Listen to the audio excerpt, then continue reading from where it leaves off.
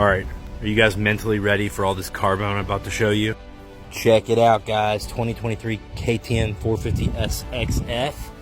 Got her loaded down with the P3 goodies. So we got the skid plate. Obviously P3 is known for this, kind of what they started with. Soon after they moved on to heat shields and stuff for the exhausts. Did a great job with those, and now the sky's the limit. I mean, they've got motor mounts and all kinds of wild stuff.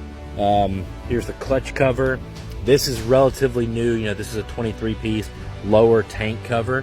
You might remember on my 19, I had the upper tank cover. I loved that because it showed up in all the YouTube videos and stuff from the GoPro angle.